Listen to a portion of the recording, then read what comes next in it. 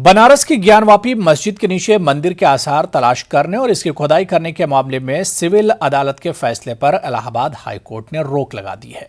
इसी के साथ हाईकोर्ट ने सिविल अदालत में चल रही ज्ञानवापी मस्जिद मामले की प्रोसीडिंग पर भी रोक लगाने का हुक्म दिया है।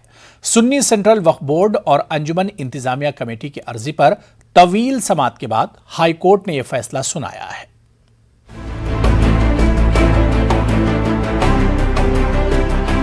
बनारस की ज्ञानवापी मस्जिद के नीचे महकमा आसार कदीमा की तरफ से खुदाई कराने की बनारस सिविल अदालत के फैसले पर इलाहाबाद हाईकोर्ट ने रोक लगा दी है। बनारस की विशेश्वरनाथ मंदिर कमेटी ने मकामी सिविल अदालत में एक अर्जी दाखिल की थी। अर्जी में दावा किया गया था कि सन 1664 में मुगल बादशाह औरंगजेब के हुक्म पर मंदिर तोड़कर ज्ञानवापी मस्जिद की तामीर कराई गई थी। मंदिर कमेटी अर्जी पर समाअत के बाद सिविल अदालत ने महकमा आसार कदीमा को ज्ञानवापी मस्जिद के नीचे खुदाई करने का हुक्म दिया था।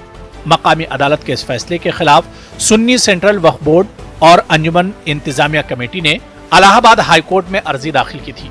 हाईकोर्ट ने अपने फैसले में आसार कदीमा की खुदाई और सिविल अदालत की प्रोसीडिंग पर रोक लगा दी है।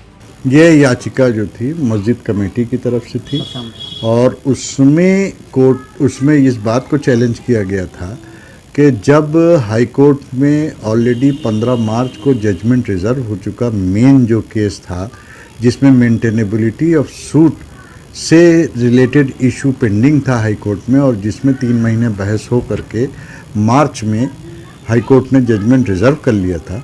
उसके बाद 8 अप्रैल को लोअर कोर्ट में सिविल जज साहब ने एक ऑर्डर पास किया कि आर्कियोलॉजिकल सर्वे ऑफ इंडिया से इसकी खुदाई करा के इसकी पूरी साइंटिफिक वो की जाए, खोजबीन की जाए, जिसके खिलाफ ये पिटीशन अलग से फाइल हुई थी। उसी में आज स्टे हुआ है और हाई कोर्ट ने इसमें इनको आर्कियोलॉजिकल सर्वे ऑफ इंडिया की खुदाई कराने से भी मना किया है और लोअर कोर्ट की जो फर्दर प्रोसीडिंग चलाए जा रहे थे वहाँ पे सिविल जज साहब यहाँ से स्टे होने के बाद जजमेंट होने रिजर्व होने के बाद भी उसको भी स्टे कर दिया। आज का फैसला माननीय उच्च न्यायालय के आदेश के हिसाब से कोर्ट नंबर 4 में सीरियल नंबर 40 पे लगा हुआ था जो ऑर्डर रिजर्व था। पिछली 31/8 को ये ऑर्डर रिजर्व किया गया था इस आदेश पे कि वहाँ की जो सिविल कोर्ट बनारस ने वाराणसी में जो ऑर्डर किया था कि ये एसआई सर्वेक्षण होगा इसका, उसी के उस ऑर्डर को चैलेंज के लिए यहाँ पे माननीय न्यायालय हम आए हुए थे। माननीय उच्च न्यायालय ने ये आदेश दिया कि अभी उसको स्थगित किया जाए, अभी उस पर स्टे किया जाए। सुन्नी सेंट्रल वक्फ बोर्ड और अंजुमन इंतजामिया कमेटी की तरफ से अदालत में दलील दी गई थी कि ज्ञानवापी मस्जिद की आराजी की मिल्कियत का मामला अभी हाईकोर्ट में जेर समाअत है। ऐसे में महकमा आसार कदीमा की तरफ से मस्जिद की खुदाई या सर्वे कराना ज़ाब्ते की सख्त खिलाफ वर्जी होगी। अगरचे अदालत ने महकमा आसार कदीमा की खुदाई पर रोक लगा दी है, ताहम इस सिलसिले में अदालत का हतमी फैसला आना अभी बाकी है। न्यूज़ 18 उर्दू के लिए इलाहाबाद से मुश्ताक आमिर की report. National institute ranking framework यानी NIRF ने 2021 की रैंकिंग जारी की है, जिसमें अलीगढ़ मुस्लिम यूनिवर्सिटी ने अपनी साबिका पोजीशन को बेहतर करते हुए यूनिवर्सिटी कैटेगरी में 10वां मकाम बनाया है। गौरतलब है कि अलीगढ़ मुस्लिम यूनिवर्सिटी के vice chancellor professor Tariq Mansoor के दौर में यूनिवर्सिटी के रैंकिंग को लेकर मुसलसल सवाल उठते रहे। गुज़िश्ता साल NIRF के रैंकिंग में AMU का नाम 30 में भी नहीं था। ऐसे में अब ऑल ओवर में 20 और यूनिवर्सिटी कैटेगरी में 10वां मकाम हासिल किया है। AMU के तर्जुमान उमर पीरजादा ने कहा कि यह हमारे लिए इत्मीनान बख्श है, ताहम हम मजीद बेहतरी के लिए सभी कोशां हैं। वहीं तलबा ने भी खुशी का इजहार किया। Honourable union education minister Dharmendra Pradhan ji ने आज रिलीज किया है इंडियन रैंकिंग 2020 यानी कि national institutional ranking framework NIRF में, जिसमें कि टॉप यूनिवर्सिटीज़, कॉलेजेस और इंस्टीट्यूशंस को कराया जाता है। टोटल यूनिवर्सिटीज़ जो हैं यहाँ पर उसकी जो कैटेगरी है यूनिवर्सिटी रैंकिंग की कैटेगरीज में यूनिवर्सिटीज़ में 10th रैंक पे अलीगढ़ मुस्लिम यूनिवर्सिटी आई है। कैंपस बंद होने के बावजूद भी यहाँ के बच्चों ने इतनी ज़्यादा मेहनत की कि इनकी इतनी ज़्यादा रैंक है, उसके हिसाब से NIRF वालों ने AMU कैंपस को जबकि 10th रैंक की, जबकि पिछली साल 30 और 30 के बाद ही थे। और मैं इसके लिए AMU के तमाम टीचर एसोसिएशन को और सारे बच्चों को मुबारकबाद देता हूँ कि वो इसी तरह लगे रहें। इंशाल्लाह ये टॉप 1 में आ जाएगी। अलीगढ़ मुस्लिम यूनिवर्सिटी की तारीख में आज का दिन यानी 9 सितंबर बहुत अहमियत का हामिल है। आज ही के दिन 101 साल पहले अलीगढ़ मुस्लिम यूनिवर्सिटी का कानून पास हुआ और मोहम्मडन एंग्लो ओरिएंटल कॉलेज को यूनिवर्सिटी बनाने के लिए एक बिल इंपीरियल लेजिस्लेटिव काउंसिल से पास किया गया। सर सैयद के इंतकाल के बाद मोहम्मडन एंग्लो ओरिएंटल कॉलेज को यूनिवर्सिटी बनाने की तहरीक सर सैयद के जानशीनों ने शुरू कर दी थी और 10 जनवरी 1911 को मुस्लिम यूनिवर्सिटी फाउंडेशन कमेटी की तश्कील हुई थी। सर सैयद एकेडमी के deputy director doctor Mohammad Shahid ने बताया कि सर सैयद का ख्वाब इनके जानशीनों ने किस तरह पाए तकमील तक पहुंचाया और ये इदारा अलीगढ़ मुस्लिम यूनिवर्सिटी की शक्ल में वजूद में आया। दिन 9 सितंबर अलीगढ़ मुस्लिम यूनिवर्सिटी की तारीख में बहुत अहम दिन है, क्योंकि आज के दिन यानी 9 सितंबर को 101 साल पहले अलीगढ़ मुस्लिम यूनिवर्सिटी का कानून पास हुआ और मोहम्मडन एंग्लो ओरिएंटल कॉलेज को यूनिवर्सिटी बनाने के लिए एक बिल इंपीरियल लेजिस्लेटिव काउंसिल से पास हुआ। वैसे तो सर सैयद के इंतकाल के बाद उनके जानशीन ने अलीगढ़ मुस्लिम यूनिवर्सिटी के क़याम की तहरीक शुरू कर दी थी, लेकिन इस तहरीक को तक़वियत मिली 1911 में।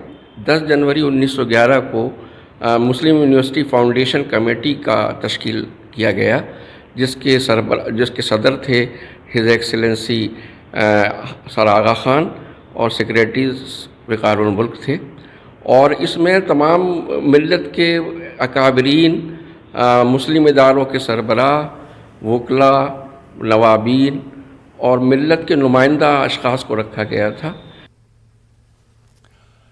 MIM सदर असदुद्दीन ओवैसी ने बाराबंकी में खिताब करते हुए कहा कि मुल्क में जमहूरियत के इक़दार की पामाली हो रही है। हुजूमी तशद्दुद, गौकुशी और दीगर मसलों पर अक़लियतों को निशाना बनाया जा रहा है और जालिमों की पुश्तपनाही हो रही है। मुसलमानों को लिंचिंग के नाम पर मारा जा रहा है। को ये तालीम दी गई कि हमेशा हक की सरबुलंदी के लिए काम करो, बातिल से समझौता मत करो, कमजोरों का साथ दो, यतीमों पर रहम करो, बेवाओं को हिम्मत दिलाओ और सब मिलकर एक सही रास्ते पर अपने काफिले को लेकर आगे बढ़ो।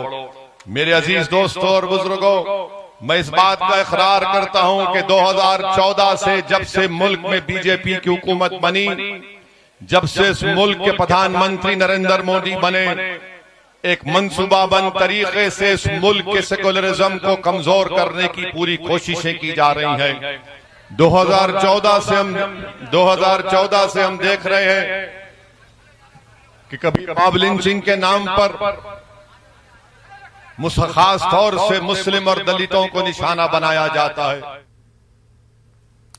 MIM के सदर असदुद्दीन ओवैसी यूथ ब्रिगेड के साबिक रियासती सदर सैयद नाजिम अली ने अपनी ही पार्टी के खिलाफ मोर्चा खोल दिया है। आज अलीगढ़ में प्रेस कॉन्फ्रेंस करते हुए उन्होंने असदुद्दीन ओवैसी की मुहिम पर सवालिया निशान लगाया और कहा कि ओवैसी इत्तिहाद की बात कर रहे हैं, लेकिन उन्होंने उत्तर प्रदेश में कई सालों से अक़लियतों के मसाइल को तरजीही बुनियाद पर उठाने वाली किसी भी सेकुलर पार्टी से कोई राब्ता तक नहीं किया।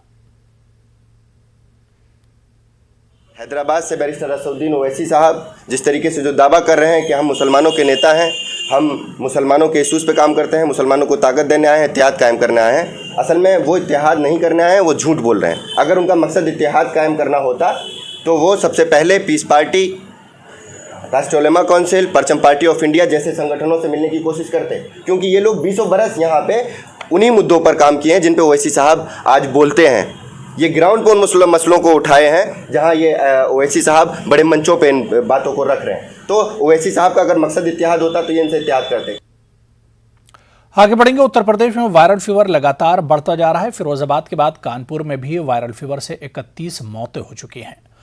सेहत माहिरीन का कहना है कि यह वायरल एक बैक्टीरिया है जिसे स्क्रेप टाइफ बताया जा रहा है। देही इलाकों में यह ज्यादा तेजी से फैल रहा है। वज़ीर आला योगी आदित्यनाथ ने हिदायत दी है कि वो कानपुर में डॉक्टरों की खुसूसी टीम कैंप करेगी। पहले से बुखार था, चेकअप हुआ तो उसमें जो है डेंगू निकला है। ठीक है, आराम है, आज छुट्टी हुई। कितने दिन से भर्ती था? करीबन 8 दिन होंगे। कितने साल का बच्चा है? 4 साल का। क्या क्या दिक्कतें हो रही थी, किस तरह से? पहले बुखार चल रहा था, उतर रहा था, अब आराम है। सर बुखार आया था, सर ने कहा डेंगू है, फिर क्या हुआ? भर्ती करा, ठीक हो गया। अच्छा, कितनी दिक्कतें हो रही थी? कितना बुखार आ रहा था? बहुत तेज बुखार आता, रात में बहुत तेज बुखार चढ़ाता था, आराम नहीं लग रहा था। उत्तर प्रदेश में लगातार वायरल फीवर का कहर बढ़ता जा रहा है। कानपुर में अब तक 31 मौतें हो चुकी हैं, हजारों लोग इस बुखार से पीड़ित हैं। तो वहीं योगी आदित्यनाथ ने निर्देश दिए हैं, कानपुर में डॉक्टरों को विशेष टीम कैंप करेगी। वहीं डॉक्टरों का कहना है कि जिस तरह से ये वायरल फीवर बढ़ता जा रहा है, इसके लक्षण स्क्रब टाइफस के दिखाई दे रहे हैं, जो एक बैक्टीरिया है जिससे बच्चे ज़्यादा मुतासिर हो रहे हैं। वहीं अस्पतालों में भीड़ बढ़ती जा रही है और अब तक इससे कानपुर में 31 मौतें हो चुकी हैं। कानपुर से संदीप सविता, न्यूज़ 18 उर्दू। तो वहीं कानपुर में लगातार वायरल फीवर और डेंगू के मामले बढ़ रहे हैं। अब तक 31 अमवात हो चुकी हैं, लेकिन इंतजामात नाकिस हैं। इसके खिलाफ कानपुर में समाजवादी पार्टी के कारकुनों ने एहतजाज किया और हुकूमत के खिलाफ नारेबाजी की। ये कि सरकार लगातार चुनावी मोड में है, सिर्फ चुनाव की बात कर रहे हैं, सिर्फ चुनाव की ही बात करनी है। इसलिए आज जब ये खबर पड़ी कि 4 बच्चे कल के दिन में 4 बच्चे मरे, उससे पहले बच्चे लगातार मर रहे हैं, अस्पतालों में लगातार लंबी लंबी लाइन लगी हुई है और ये परिस्थितियां आ गई हैं कि हालात इतने बुरे हो गए हैं कि 4 बच्चे 6 बच्चे प्रतिदिन मर रहे हैं डेंगू से और प्लेटलेट्स की कमी है। जब प्लेटलेट्स नहीं है तो ये बच्चे कैसे बचेंगे? ये हालात है और ये कोरोना काल के बाद के हालात हैं, जहां कोरोना काल में इस सरकार ने कोई सीख नहीं ली है और ये जब सीख नहीं ले पाए तो आज कानपुर महानगर समाजवादी पार्टी को मजबूरन जिले की स्वास्थ्य व्यवस्थाएं, जो बदहाल स्वास्थ्य व्यवस्थाएं हैं, उसको लेके आज हमें यहाँ पे जिले के अस्पताल के सामने आके यहाँ पे धरना करना पड़ा है। हम इस सरकार को चेताना चाहते हैं, स्वास्थ्य सुविधाओं के लिए आदरणीय राष्ट्रीय अध्यक्ष अखिलेश यादव जी ने समाजवादी पार्टी के कार्यकाल में, शासनकाल में हम लोगों ने अनेक अस्पताल के निर्माण करवाए थे। आज भी उन अस्पतालों में ताला लगा हुआ है, उनका फीता नहीं काट पाए। फीता काटना ही इस सरकार का शगल है और इसके अलावा उसमें कुछ नहीं आता। कोरोना की तीसरी लहर के खतरे के पेश नजर हुकूमत पूरी तैयारी कर रही है।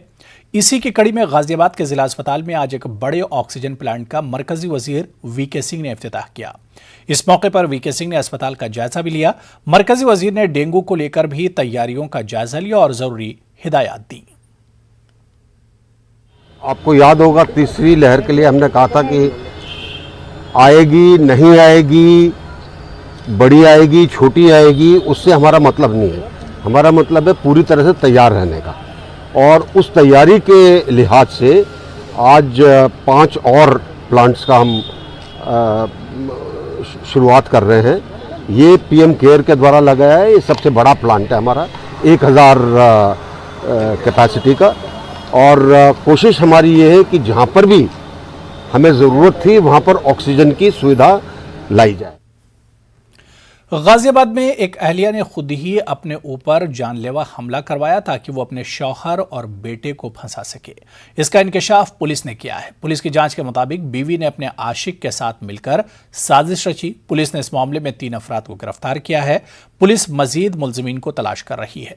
वाज़ेह है कि 2 दिन कबल सब्जी मंडी के सामने खातून बाबी चौधरी को नामालूम बदमाशों ने गोली मारकर जख्मी कर दिया था। देखिए, 7 तारीख को सुबह 7 बजे सूचना प्राप्त हुई कि साहिबाबाद मंडी के सामने एक महिला को गोली मार दी गई है।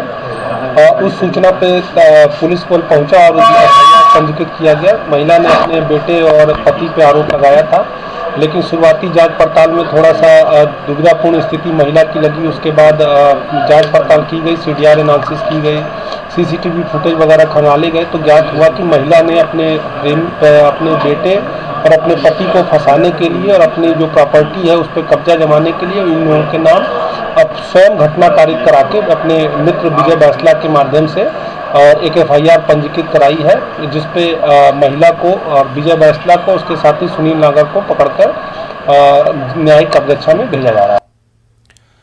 सितंबर महीने में 5 सितंबर को यौम असातिज़ा के बाद भी मुख्तलिफ तालीमी इदारों में इस ताल्लुक से तकरीबात और जलसों का सिलसिला जारी रहता है। इसी सिलसिले में आज मेरठ के चौधरी चरण सिंह यूनिवर्सिटी के शोबा उर्दू में एक प्रोग्राम का इनेकाद किया गया।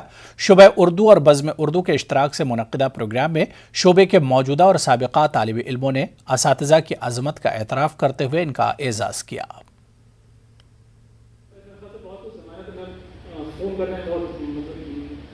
यौम साजा के मौके पर आज हमारे तालिब इल्मों ने एक प्रोग्राम मुनक़्क़िद किया, जिसका मकसद सिर्फ़ यही है कि उस्ताद की अज़मत का एहतराम किया जाए और उस्ताद जो नसीहतें करते हैं उन पर अमल किया जाए।